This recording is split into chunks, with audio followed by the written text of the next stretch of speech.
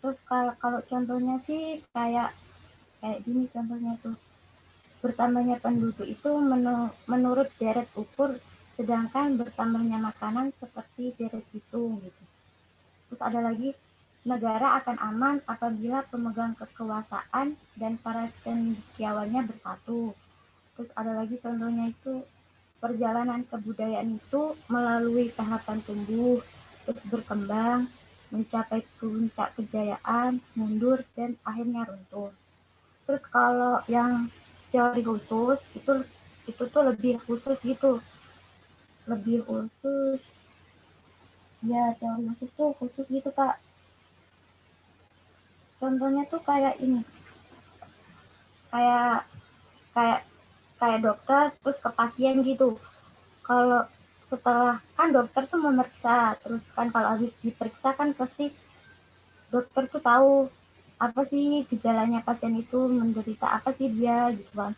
Terus untuk mengobatinya tuh gimana sih, dengan cara gimana, terus obatnya apa sih gitu. Maka itu si dokter itu membuat teori yang bersifat khusus seperti itu kak, bisa dipahami. Kalau ada yang mau menambahkan, dipersilahkan. Gimana kak Cindy? Iya Kak, paham Kak. Makasih Kak Titin.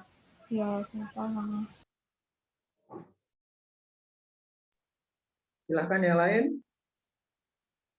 Teori umum, ya teori umum itu teori yang kayak umum gitu ya, artinya yang biasa kita dengar. Kalau begini itu berlaku bagi semua waktu, tempat, keadaan. Kalau mau kaya ya bekerja misal. Kalau mau pintar ya belajar. Itu termasuk juga namanya teori umum. Nah, makanya di sini itu namanya generalisasi, berlaku bagi semua tempat dan keadaan. Sini kan tadi dibuatkan contoh apabila semua keadaan lain tetap, bertambahnya semakin ini tuh bacanya, bertambahnya permintaan akan menaikkan harga barang. Nah, ini teori umum. Tapi kalau teori khusus itu tidak bisa, harus ditentukan dulu. Dokter untuk menentukan teori apa yang diberikan kepada penyakit penderita ini, dia tidak bisa menggunakan teori umum, tetapi dia harus dicek dulu fakta-fakta yang ada dalam orang tersebut, di dalam pasien tersebut. Tidak bisa langsung menjat nih, sakit apa nih? Sakit kepala. Oh, kalau sakit kepala itu dikasih bodrek. Nah, kan teori umumnya begitu. Tapi kan kalau dokter nggak begitu. Kalau dalam teori khusus dia cek dulu, apakah sakit kepalanya itu diikuti dengan mual-mual, apakah sakit kepalanya diikuti dengan ini. Itu nanti setelah mengetahui fakta-fakta partikularnya, dia kemudian baru kemudian dia bisa menetapkan bahwa pasiennya menderita sakit ini atau mengobatinya dengan cara begini. Jadi itu bedanya antara teori umum dengan teori khusus. Kalau teori umum ya sifatnya general dan bisa seperti tadi teori-teori yang umum. Kalau mau kaya begini, kalau permintaan naik, maka harga kalau bertambahnya permintaan, maka otomatis harga naik dong. Nah, itu kan teori yang nggak bisa dibantah. Nggak mungkin dong bertambah barang masa semakin menurun, ya nggak mungkin. Nah, tapi kalau teori khusus bedanya, teori khusus lebih kepada berdasarkan fakta-fakta partikular. Silahkan yang lain. Ini ada juga nih di kolom chat juga. Kalau nggak sempat nanti ditulis-tulisin saya yang bertanya-tanya, baik di kolom chat maupun di secara langsung, maupun yang berikan tanggapan dan sebagainya, nanti dicatat. Silakan dilanjutkan. Kak Hamidah, maaf bisa diulang pertanyaannya? Nah, iya Kak. Jadi untuk macam-macam penjelasan itu kan ada 4 ya. Nah, di antaranya itu menjelaskan dengan sebab akibat dan menjelaskan berdasarkan keadaan serta kondisi. Nah, di dalam menjelaskan berdasarkan sebab akibat, itu di makalah kakak ada konteks bahwasanya kita telah menyadari bahwa apabila dalam suatu kondisi tertentu terjadi, maka peristiwa tertentu tetap akan mengikutinya. Nah, yang saya tangkap di sini adalah apakah hal tersebut menandakan penjelasan berdasarkan sebab akibat ini terjadi karena penjelasan sebelumnya keadaan dan kondisi itu ada dua gitu. Jadi ada dua keadaan dan kondisi yang melahirkan penjelasan sebab akibat. Apakah benar seperti itu kesimpulannya? Gitu, Kak. Bisa dipahami, Kak? Oh iya, Kak. Terima kasih, Kak.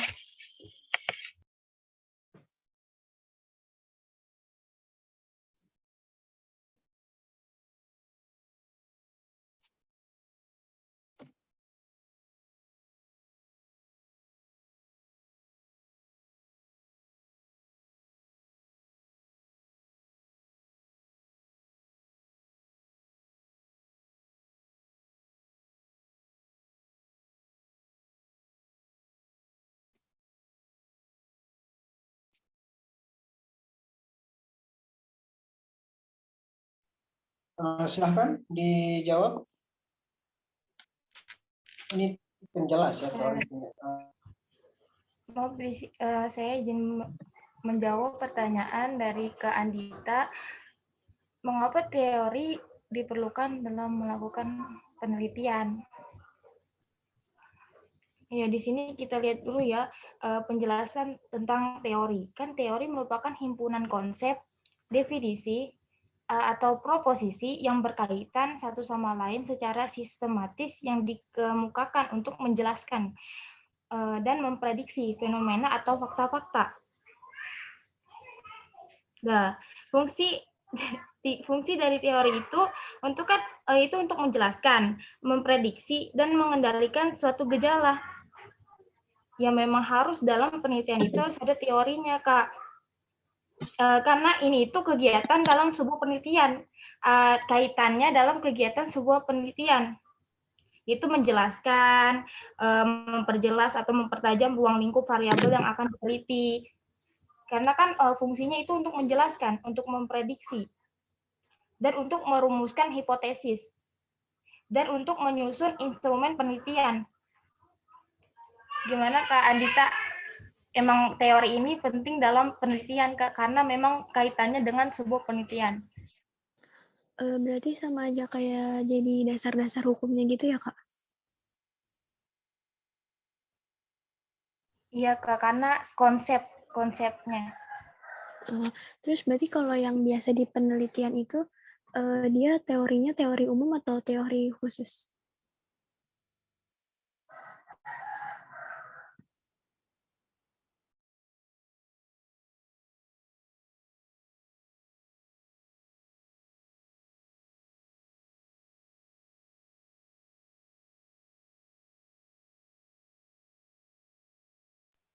Silakan, ini pertanyaannya bagus sekali nih. Apa tadi, mengapa teori itu penting dalam sebuah penelitian ya? Nah, ini pertanyaan bagus ini. Karena nanti juga kalian kalau nulis skripsi itu selalu ada teori. Sekarang hampir semua cabang rumpun pengetahuan itu sudah memiliki teori. Teori sosiologi, teori psikologi, teori apapun, bahkan antara satu dengan yang lain saling mendukung dalam sebuah penelitian itu. Karena tadi yang namanya teori itu kan kumpulan atau seperangkat konsep, namanya teori itu, kumpulan atau seperangkat konsep yang disusun secara sistematis sehingga dari teori ini nanti bisa kita gunakan untuk menjelaskan dan mendeskripsikan suatu fenomena atau kejadian tertentu. Kalau saya ibaratkan teori itu seperti pisau, makanya disebut dengan pisau analisis. Kalau Anda ingin meneliti tentang ilmu sosial, maka Anda harus menggunakan teori ilmu sosial. Jangan menggunakan teori ilmu matematika. Itu tentu tidak bisa, karena nanti di dalam teori ilmu sosial dijelaskan tentang kalau begini, kalau begini. Nah, itu teori itu nanti Anda praktikkan di dalam suatu studi objek di lapangan. Nah, lalu nanti akan ketahuan. Nanti teori makanya banyak teori dari, kalau nanti Anda baca buku nanti judulnya teori sosiologi modern. Itu lengkap sekali, seluruh teori-teori sosial ada di situ. Jurusan kalian nanti juga bisa masuk kepada teori sosiologi. Kayak kemarin nih, kayak misalnya Anda ingin meneliti tentang perubahan perilaku suatu masyarakat. Nanti Anda menggunakan teori behavior, namanya teori perilaku. Ya. Atau kalau Anda ingin meneliti, jadi teori Anda cari dulu teori perilaku. Setelah Anda menemukan teorinya, Anda kemudian apa yang diteliti dengan teori itu. Misal judulnya menjadi perubahan perilaku masyarakat Medan terhadap Presiden Republik Indonesia. Jadi dua di sini. Satu adalah cari teorinya untuk membedah nanti pada saat pemilu presiden itu. Nah, jadi objeknya siapa? Perubahan perilaku atau apa, misal saya kebetulan tahun ini semester ini saya menguji skripsi anak-anak teman kakak kelas kalian, ada kebetulan di jurusan komunikasi Fakultas Dakwah dan Usuluddin, dia meneliti tentang komunikasi persuasif. Dia judulnya komunikasi persuasif antara ibu dengan anak terhadap minat baca Quran di Menteng. Di Menteng, misal di Menteng, di Menteng apa di mana dia? Di Tebet kalau nggak salah, di Tebet. Jadi dia harus cari dulu teori komunikasi persuasif. Oh, teori komunikasi persuasif itu artinya teori yang menjelaskan bagaimana meyakinkan tanpa melalui memaksa orang. Persuasif. Nah, nanti ada teori-teorinya itu. Pertama, nggak boleh memaksa. Yang kedua, kadang anak itu mau datang ngaji gara-gara ada reward. Jadi dia mau anak itu ngaji gara-gara ada reward. Nah, nanti diujilah di apa namanya teori ini di tempat itu, di masyarakat antara ibu dan anaknya. Ditanya nanti ibunya, Bu, anaknya ini datang ngaji gara-gara apa? Kata ibunya, gara-gara saya kasih duit. Nah, berarti nanti setelah dari sekian itu kumpulin, nanti kesimpulannya akan ketahuan berdasarkan teori. Jadi teori itu alat pisau, ibarat pisau untuk Anda untuk membedah suatu kasus. Jadi ingin membedah tentang apa. Nanti Anda misal jurusan tafsir nih, ingin mengkaji tentang ayat-ayat hijab dalam Al-Quran. Misal ayat-ayat hijab dalam Al-Quran atau apa misal judul atau apa misal. Tapi kalau jurusan kalian tafsir pasti nanti akan ditambah lagi dengan teori yang lain, teori sosial apa, pendekatannya apa. Setelah ketemu teorinya, pendekatannya apa. Makanya teori itu sangat dibutuhkan di dalam sebuah penelitian. Kalau penelitian tanpa teori, maka dia nanti hasilnya akan dipertanyakan oleh orang lain. Nah, kok bisa begini hasilnya ya? Nah, kemarin juga ada yang neliti nih. Bimbingan skripsi saya tahun lalu, kakak kelas kalian, dia menguji tentang pengaruh lagu Nisa Sabian terhadap apa ya waktu itu ya, terhadap apa. Jadi dia teliti lagunya itu, dia kumpulin lagu-lagu dan dia menggunakan teori perubahan perilaku. Nanti ada kan teori perilaku digabungkan dengan lagu ini. Ternyata hasilnya banyak yang terpengaruh, tersentuh dari situ. Nah, makanya tadi ada namanya hipotesis. Hipotesis itu adalah hasil sementara, tetapi harus dibuktikan. Misal sekarang saya ingin meneliti tentang sekarang yang lagi heboh nih, yang lagi heboh tentang isu-isu keagamaan. Saya sudah mempunyai hipotesis sementara saya, tetapi belum terbukti, harus saya buktikan. Misal hipotesis saya, misal tentang dakwah apa, misal dakwah Habib Rizik itu keras. Ini misal teori sementaranya. Nah, untuk membuktikan benar apa tidaknya, kita harus menguji langsung lapangan. Tadi namanya hipotesis, pernyataan sementara. Apakah benar apa tidaknya itu harus dibuktikan berdasarkan teori, bukan berdasarkan omongan. Itu sebabnya bedanya sesuatu yang bukan berdasarkan teori dengan tidak. Kalau yang bukan berdasarkan teori bukan namanya ilmiah. Makanya itu tidak bisa dipertanggungjawabkan. Ya, itu tidak bisa dipertanggungjawabkan kalau suatu pernyataan yang tidak didasarkan pada teori. Ya bisa saja, tetapi nanti tidak bisa. Sama dengan di pengadilan. Di pengadilan itu orang dibuktikan bersalah dan tidaknya itu harus berdasarkan fakta dan teori. Ada teori hukumnya. Makanya kalau dulu pernah saya sampaikan, kalau nggak salah di kalian, proses kasus dari pembunuhan dari Mirna kopi sianida itu kan diuji, bahkan Ahok deh, kasus Ahok yang menistakan ayat Al-Maidah itu ternyata dikumpulkan seluruh teori yang namanya. Nah, berarti kalau ingin menguji benar tidaknya Ahok menistakan, Anda harus menggunakan teori teori apa itu yang disebut teori penistaan. Apa namanya penistaan? Yang termasuk penistaan itu apa aja?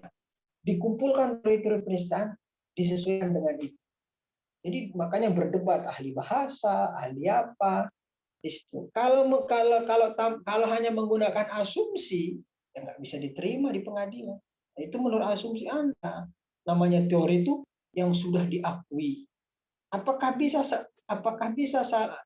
bisa dibantah satu teori dengan teori? Bisa, tergantung mana yang paling kuat teorinya. Makanya tadi kan sebelum belajar teori ada namanya penjelas. Kalau dalam ilmu mantik itu sebenarnya ada namanya ta'rif atau definisi. Ada jami', ada mani'. Jami' itu artinya sebuah definisi yang mencakup semuanya. Kemudian ada mani'. Mani' itu artinya mencegah supaya definisi di luar itu tercegah masuknya. Makanya ada namanya jami' sama mani' di dalam ilmu mantik itu, dalam ilmu logika. Ada ta'rif bil had. Jadi kalau ingin mendefinisikan sesuatu supaya definisi itu tidak orang lain juga comot, lalu Anda harus membuatkan pembatas supaya jangan ada masuk di dalamnya. Misal ketika Anda dijelaskan apa yang dimaksud dengan pintu, supaya jangan ada lain lagi bisa menggunakan mana pintu, supaya mana pintu nggak beragam, lalu dibuatkanlah definisinya. Pintu itu apa? Atau ada yang bertanya, ada non-muslim bertanya kepada Anda, apa itu Islam?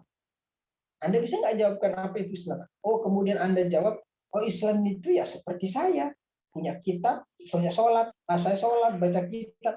Itu belum jami' dan mani'. Mungkin bisa benar definisinya, tetapi masih memungkinkan ada makna lain masuk ke dalam itu. Jadi orang non-muslim, apa yang maksudnya? Apa sih? Apakah Nabi Muhammad itu nabi ya? Apa itu nabi? Apa bedanya dengan tokoh-tokoh yang lain? Nah, kalau gitu, Anda harus dibutuhkan. Itu sebabnya hanya dalam ilmu mantik dipelajari namanya definisi penjelas. Supaya tidak makna-makna yang ambigu itu tidak masuk maknanya itu. Kalau semua orang bebas mendefinisikan, nanti itu yang menyebabkan orang terjadi debat kusir. Kenapa? Karena dia tidak beranjak dari sebuah teori. Teori pun yang sudah paten masih bisa diperdebatkan. Teori yang masih paten, yang sudah itu aja masih bisa diperdebatkan. Oh, dalam undang-undang aja, kata ini aja, kata undang-undang transaksi elektronik yang digital menyebarkan, meluaskan, masuk dalam kategori itu. Kalau share masuk nggak? Itu nanti diuji lagi. Makanya orang buat undang-undang itu sebisa mungkin supaya tidak ada celah untuk orang memain-mainkan undang-undang itu. Kata pasal-pasal yang ada di situ. Makanya ta'rif itu atau penjelas itu kalau dalam ilmu mantik nanti ada yang tidak masuk dalam tadi pertanyaannya siapa itu? Siapa? Yang pertama Winda ya. Itu tidak Iya, masuk Pak. itu tidak masuk nanti dalam apakah enggak semua penjelas itu masuk. Ada sekedar penjelas ya sekedar untuk menjelaskan. Itu nanti tidak masuk ya. Ada beberapa penjelasan yang masuk itu seperti tadi ada namanya ta'rif bil had yang ada jamik maniknya. Kalau sekedar teori-teori apa sekedar penjelasan misal hanya nanti kan ada namanya ta'rif ada namanya ta'rif apa itu dalam buku, ada namanya ta'rif lafzi, ada namanya ta'rif tambihi, ada namanya ta'rif isyarah. Jadi untuk menjelaskan sesuatu ada caranya, ada melalui menjelaskan dengan isyarat. Ternyata ini tidak bisa dijadikan hujah dalil dalam ilmiah, itu nggak bisa. Misal ta'rif isyarat itu maksudnya apa, Pak? Misal ada teman Anda yang belum tahu apa namanya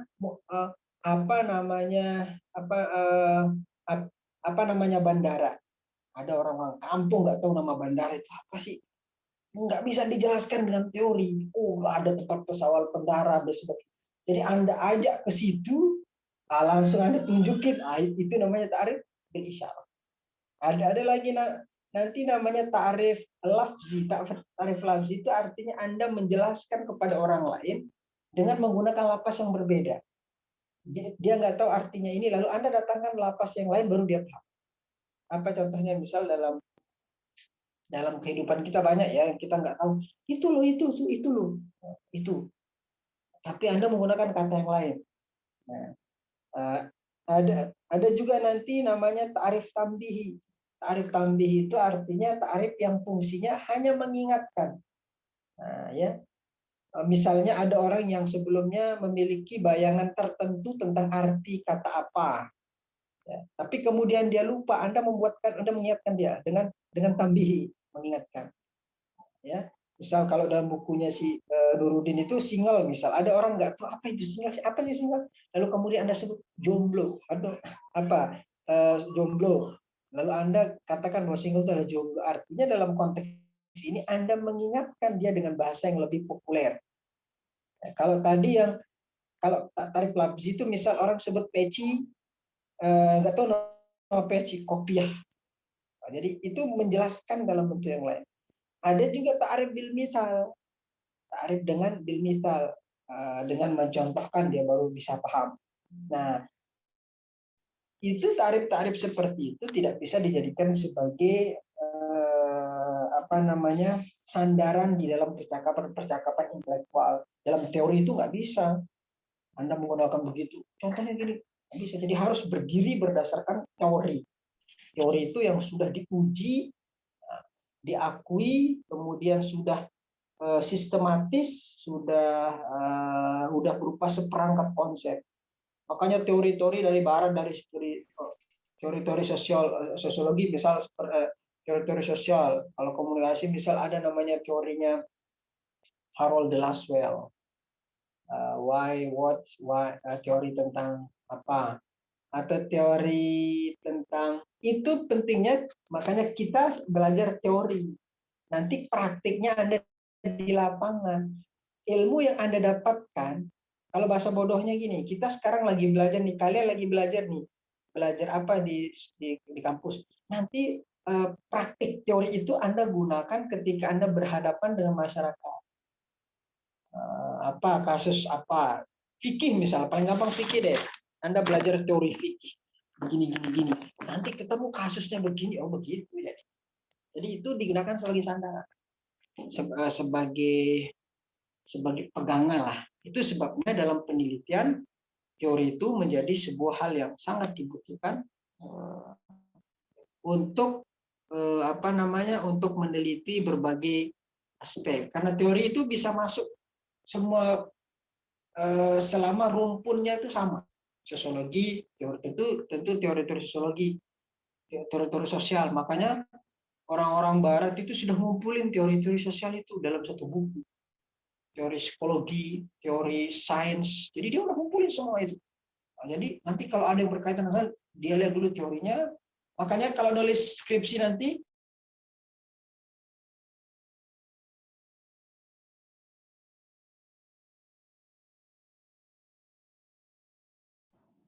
adalah untuk analisis. Bab 4 itu nanti Anda membedah dari kasus itu dengan teori yang ada di bab 2. Nah, jadi itu pentingnya teori ya. Saya kepanjangan jadi ngomongnya. Karena ini penting banget soalnya untuk teori kalian, penelitian kalian juga nanti supaya tahu kenapa teori penting dalam sebuah penelitian. Jadi itu ya. Silahkan selanjutnya.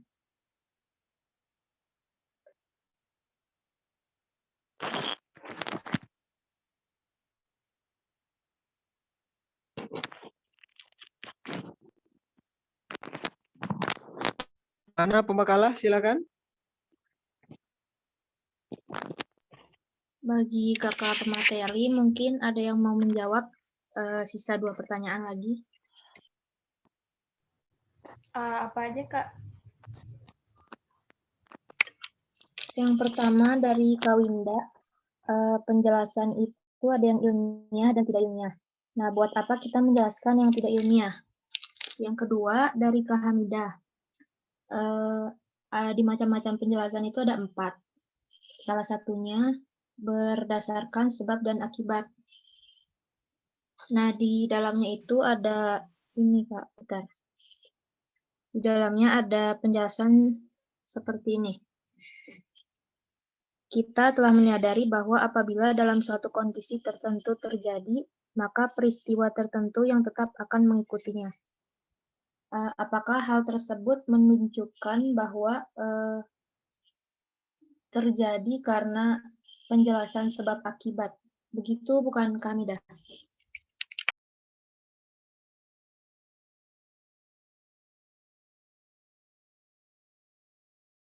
Penjelasan yang sebabnya kondisi, berdasarkan kondisi. Jadi berdasarkan 2 kondisi itu, maka jadilah penjelasan sebab akibat. Bisa nggak kalau misalkan dikaitkan seperti itu? Didefinisikan atau disimpulkan seperti itu? Mungkin izin menjawab ya dari pertanyaannya Kak Winda. Mengapa ada sih penjelasan, ada penjelasan ilmiah? Sinyalnya putus-putus kayaknya ya.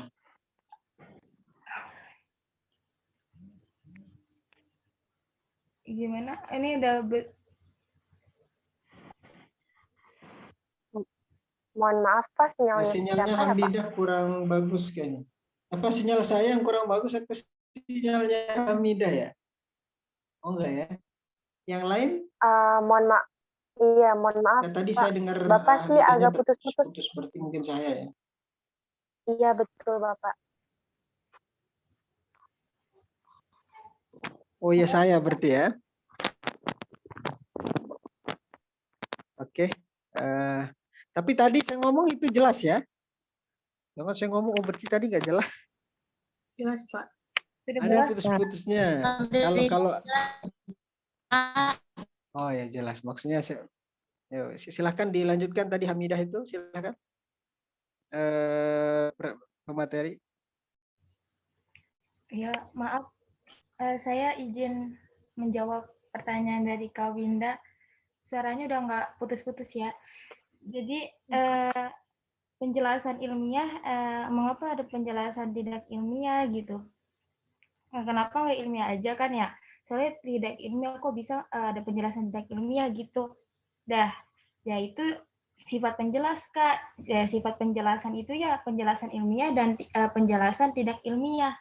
Kalau penjelasan ilmiah itu yang dapat dibuktikan, jadi kita itu kayak menjelaskan atau mengasih keterangannya itu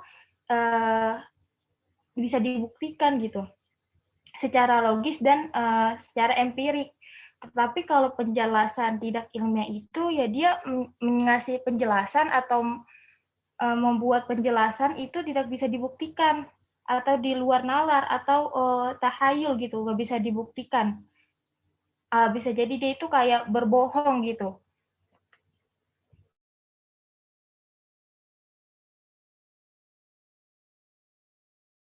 Seperti yang tadi Bapak jelaskan, ada takrif itu banyak kan yang tidak bisa di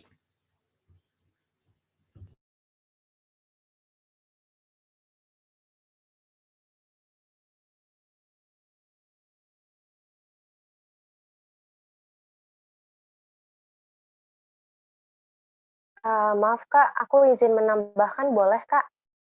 Boleh Kak, silakan.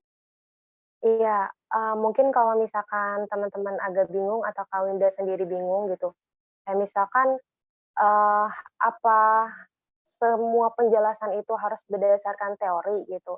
Semisal nih, kita nih di luar membahas hipotesis misalkan ya, kita misalkan cuma lagi keseharian-keseharian aja gitu. Kita kan secara nggak langsung sebenarnya sudah menerapkan teori gitu. Kayak misalkan tadi dijelaskan perihal macet, perihal telat. Nah, misalkan Kak Winda telat nih ketika datang ke kampus gitu. Terus alasan Kak Winda telat itu kenapa? Oh ternyata macet di jalan. Nah hal ini tanpa disadari itu sebenarnya sebuah kejelasan yang udah logis gitu, yang sebenarnya udah teori. Oh iya ya, yang namanya orang telat bisa macet itu masih masuk akal kayak gitu. Jadi memang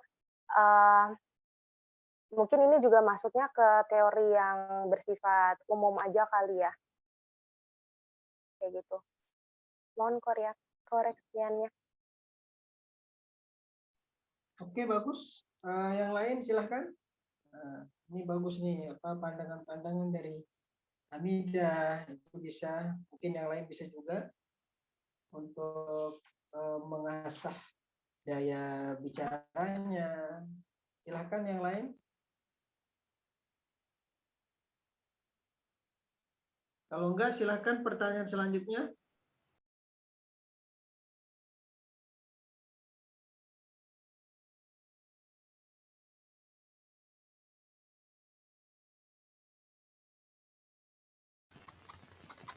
Baik, saya ingin mencoba menjawab pertanyaan dari Kak Hamidah. Bismillah.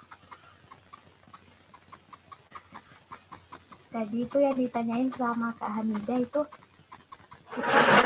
kita telah lama menyadari bahwa apabila dalam suatu kondisi tertentu terjadi, maka peristiwa tertentu yang tetap akan mengikutinya. Gitu kan. Jadi yang ditanyain kan menjelaskan berdasarkan hubungan sebab akibat itu berkaitan nggak sih sama keadaan dan kondisi gitu nggak sih Kak? Ya kan? Jadi garis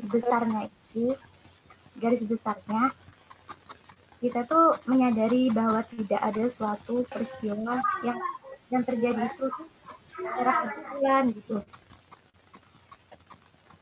Saya pernah baca kayak gini, tidak ada kebetulan di muka bumi ini. Bahkan sebuah kebetulan yang amat kebetulan adalah tetap rencana Tuhan yang tidak pernah meleset walau seperjuta mili. Kayak orang-orang yang kita ketemui, kejadian-kejadian yang dilewati pagi, siang, malam, itu tuh terjadi itu nggak secara kebetulan gitu. Jadi itu semua itu ada yang mengatur gitu. Kayak misalnya contoh yang di keadaan dan kondisi ini.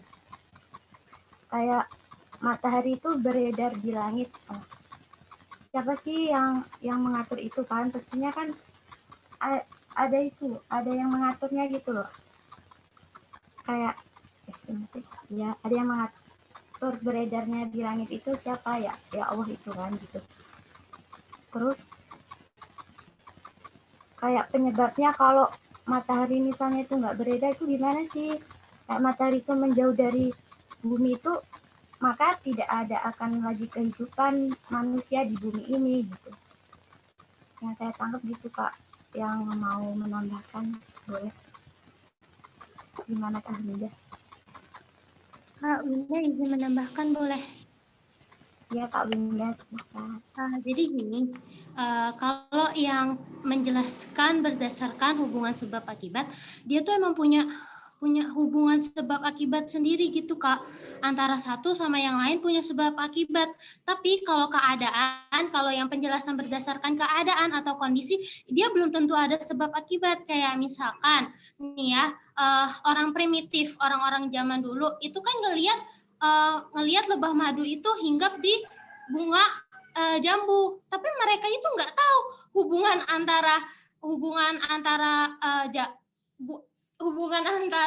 bunga jambu sama lebah itu apa. Mereka itu nggak tahu. Mereka itu ini nggak ada hubungan antara sebab akibat gitu Kak. Jadi kalau penjelasan berdasarkan keadaan dan kondisi dia nggak ada sebab akibatnya. Tapi kalau yang penjelasan berdasarkan hubungan sebab akibat, dia ada sebab akibatnya. Gara-gara ini jadinya ini gitu. Tapi kalau penjelasan berdasarkan keadaan dia nggak ada oh gara-gara ini jadinya ini, dia nggak, cuma dia punya ada hubungannya gitu Kak. Walaupun nggak ada sebab akibat tapi ada hubungannya gitu. Lebih gampangnya gini sih Kak, kayak misalkan kakak beli kentang goreng di KFC misalkan gitu ya. Kakak kenapa kalau orang beli kentang goreng di KFC itu selalu habis beli kentang goreng dia beli Coca-Cola gitu? Kenapa beli itu? Apakah emang kalau beli gara-gara beli kentang goreng dia jadi beli Coca-Cola? Kan enggak.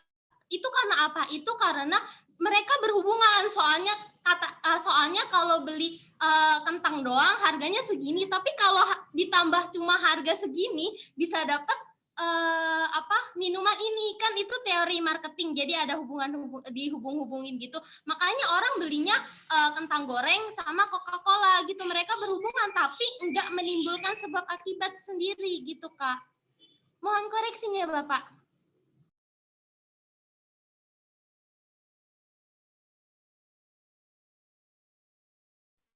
Ya, baik, terima kasih Kak Winda, Kak Titin. Masih boleh menanggapi nggak ya? Silakan, Hamida. Iya. Iya, jadi sebenarnya pertanyaan saya ini objektifnya tuh seperti ini ya Kak. Di dalam penjelasan sebab akibat itu kan ada dua buah kondisi gitu. Namanya sebab akibat itu pasti ada dua buah peristiwa, ya kan? Antara peristiwa apa sih yang menyebabkan dan peristiwa apa yang mengakibatkan. Nah, dari kedua penjelasan ini, kalau misalkan disusun secara sistematis ya, sebelumnya itu kan ada penjelasan secara kondisi. Nah, bisa nggak kalau misalkan rumusnya itu adalah dua buah penjelasan berdasarkan kondisi itu sama dengan penjelasan berdasarkan sebab akibat. Iya Kak, punten izin menanggapi Bapak, punten. Enggak ada Kak. Berdasarkan yang tadi Coca-Cola sama kentang goreng nggak ada Kak, nggak bisa disamaratain Kak. Soalnya nggak bisa kan orang, oh ini nih gara-gara orang ini beli kentang goreng, orang ini jadi beli Coca-Cola. Enggak kan, pada gitu. Dia beli karena ya itu sepaket biar dapat diskon, biar harganya lebih hemat, lebih murah gitu Kak. Mohon koreksinya Bapak. Oke, ya baik. Terima kasih kakak-kakak. Oke, bagus. Ada lagi yang mau menanggapi? Kalau Hamidah masih belum puas atau apa, silakan, nggak apa-apa. Silakan diskusi. Silakan dilanjutkan. Masih ada pertanyaan lagi yang lain? Pemakalan? Sudah tidak ada, Pak. Oke.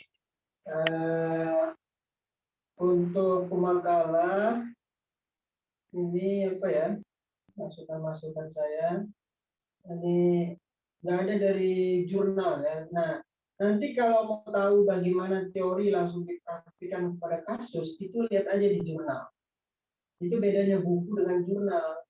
Kalau buku itu kan teori-teori semua, tapi kalau jurnal itu ada teorinya, baru kemudian dicontohkan kasus.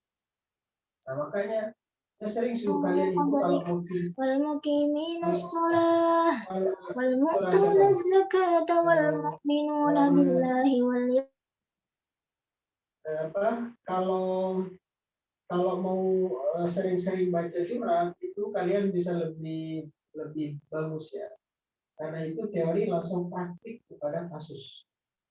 Makanya saya suruh mahasiswa saya baca jurnal ya, silahkan baca jurnal banyak-banyak, kasus apapun aja sekarang, sehingga Anda langsung teori-teori yang ada langsung.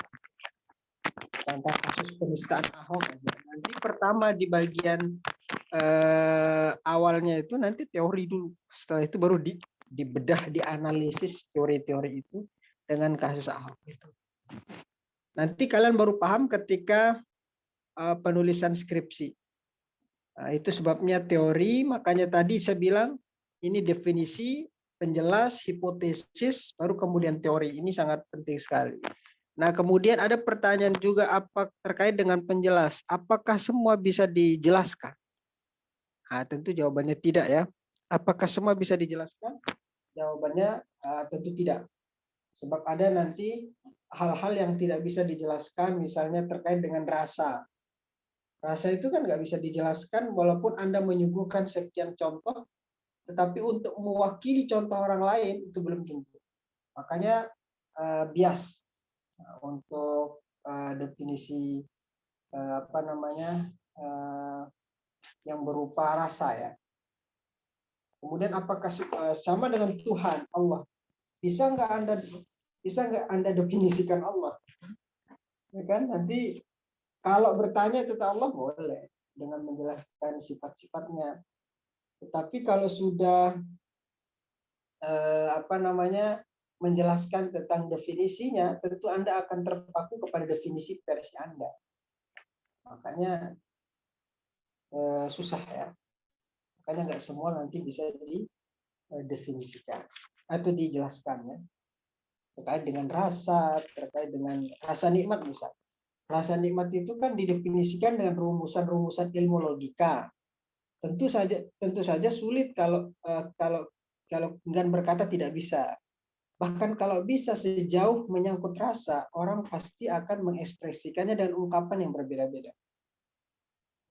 Atau jeruk, ya, atau kemudian rasa cinta, misalnya kalau orang kata nggak bisa diungkapkan, kata orang kan, karena cinta itu berkaitan dengan rasa.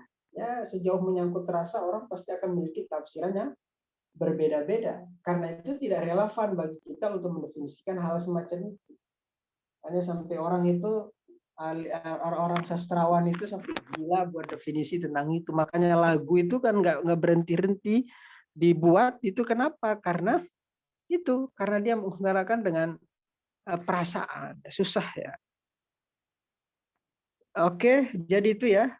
Untuk saya minta ini nanti ditambah dari jurnal ya. Jurnal ini saya tidak nemukan. Apa yang saya ambil dari jurnal itu kan kasus, Pak. Teorinya kan bisa Anda ambil. Oke, terus ini.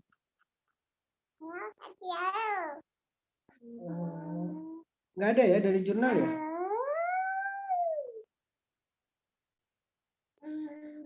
Oh, ada nih. Posisi dan fungsi teori dalam penelitian kualitatif, jurnal pendidikan dan pembelajaran. Oh, ada ini. Kemudian, ini ada nih. Benar. Nah, ini udah bagus ini, banyak jurnalnya. Nah, footnote-nya juga. Tapi kok nggak ditulis ya di daftar pustaka jurnalnya? Jurnal itu dibedain dengan buku ya. Apa Faisal? Oke, nah, ya, ini nanti dibedain cara penulisan footnote-nya juga sudah benar.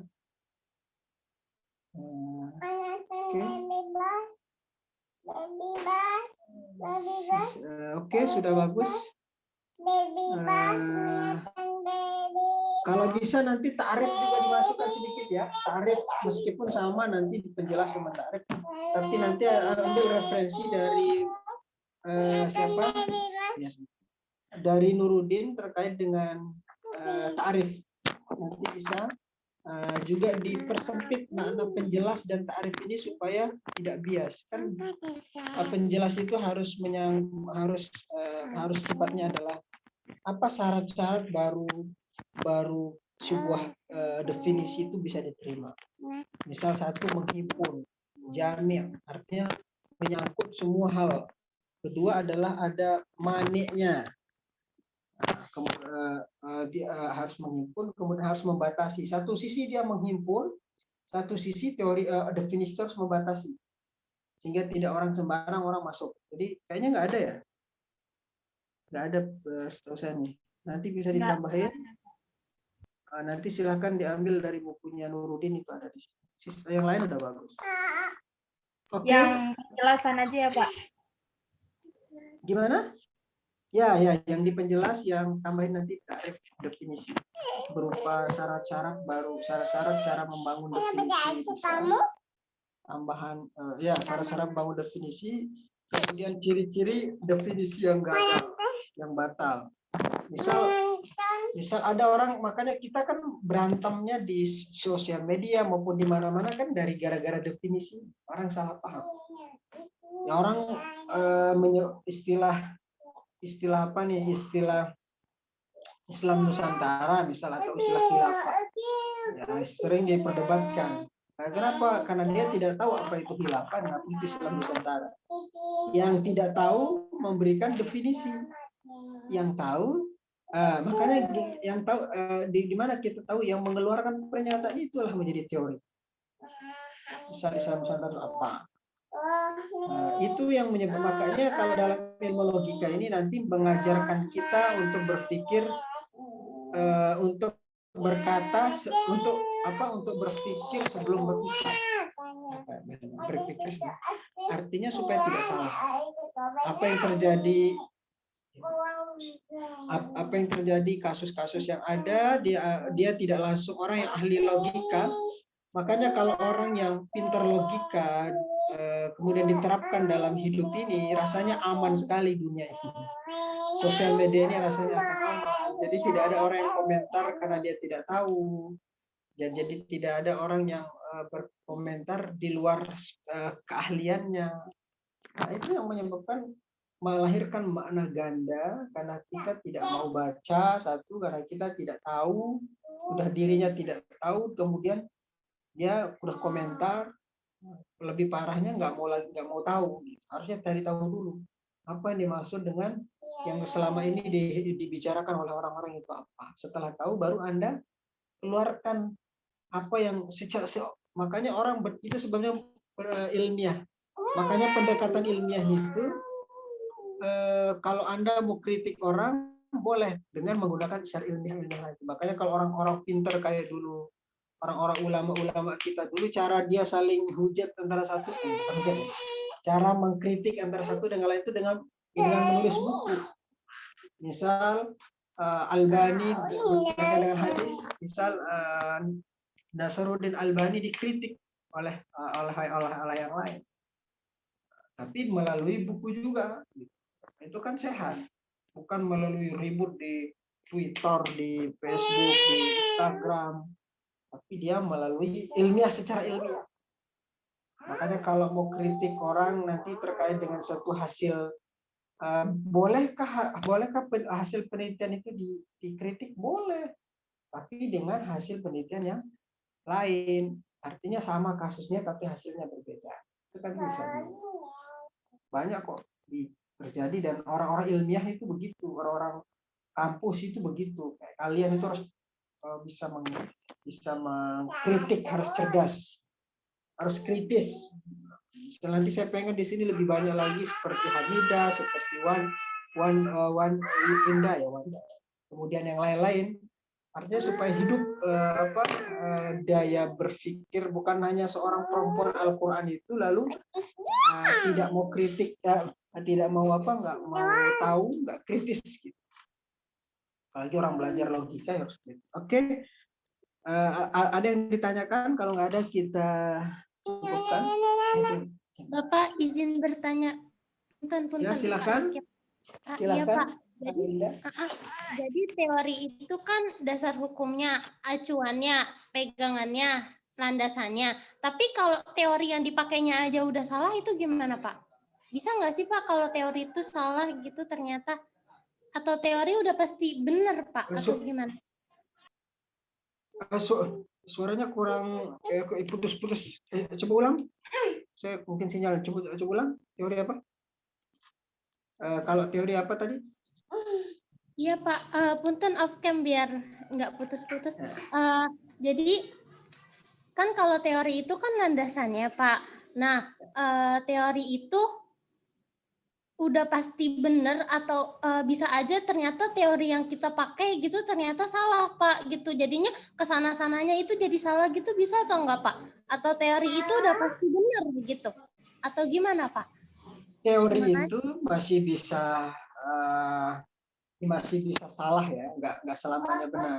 Salahnya bukan gara-gara apa ya, satu gara-gara ketidakcocokan dengan sesuatu. Makanya antara teori satu dengan teori lain kan masih bisa dibantah. Teori Darwin, manusia itu berasal dari ini kan dibantah oleh banyak orang. Apa namanya? Sama dengan ijtihad ya. Kalau dalam fikih itu, kalau Anda kenal 4 mazhab, ya, kalau dalam menurut mazhab Imam Hanafi dan Syafi'i kan ada beberapa perbedaan tuh. Kalau Hanafi boleh membayar zakat itu dengan uang, ya, yang seharga dengan makanan pokok. Kalau yang lain tidak, harus menggunakan makanan pokok. Nah ini kalau menurut saya sih bukan salah ya, sesuai ke konteks ya. Tetapi teori itu nanti bisa dibantah berdasarkan dengan fakta-fakta yang lain. Bisa jadi. Jadi teori seperti Darwin itu kan udah hangus itu teori dia, udah banyak akhirnya ternyata dia menggunakan pendekatan ini dulu. Oh ternyata nggak selamanya dengan pendekatan seperti itu hasilnya begini. Dalam waktu itu mungkin hasil dia begitu. Tapi ketika diuji dengan yang lain hasilnya berbeda. Jadi sifatnya teori itu nanti nggak selamanya final ya.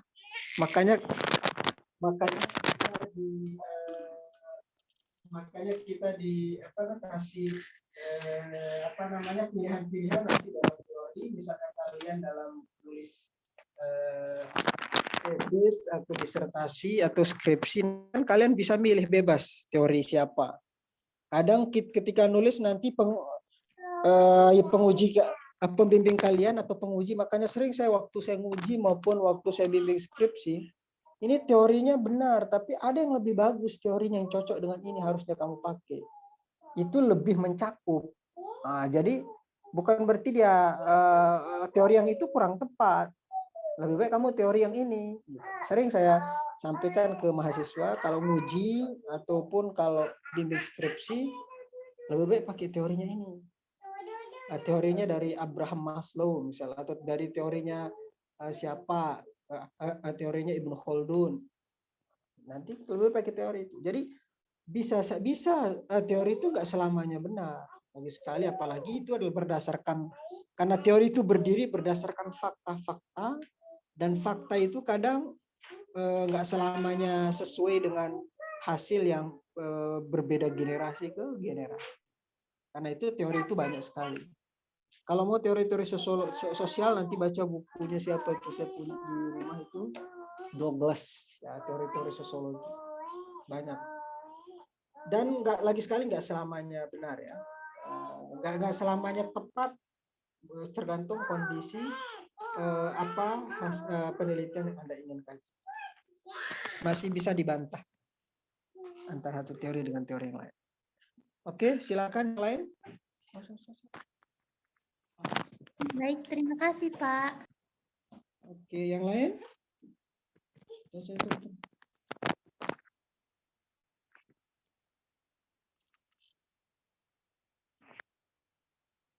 Sudah? Bapak, mohon maaf Ya. Pak, izin kalau nggak ada yang bertanya, saya mau bertanya. Ya, silakan. Ya, mungkin sebelumnya saya mau menanggapi yang tadi dulu Pak, yang barusan Bapak jelaskan. Berarti itu artinya sebuah teori kan memang berdasarkan fakta-fakta ya Pak. Terus kalau misalkan berdasarkan fakta-fakta, terus namanya kehidupan itu kan pasti kan ada dinamika perubahan ya Pak ya. Berarti kalau misalkan teori lama nih Pak, terus dibandingkan dengan kita nih sekarang yang mungkin hidup di zaman kontemporer. Nah, berarti bisa aja ya Pak, teorinya itu nggak tepat gitu, yang sebagaimana tadi Bapak jelaskan. Iya, betul. Makanya teori kan lahir terus. Makanya kenapa orang yang melahirkan teori itu sampai diberikan apresiasi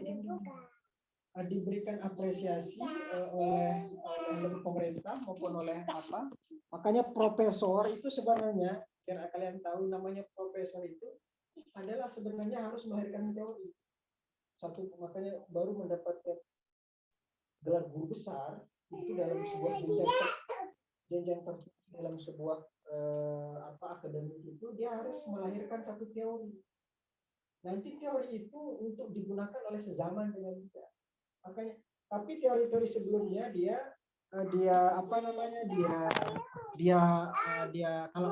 tambahin.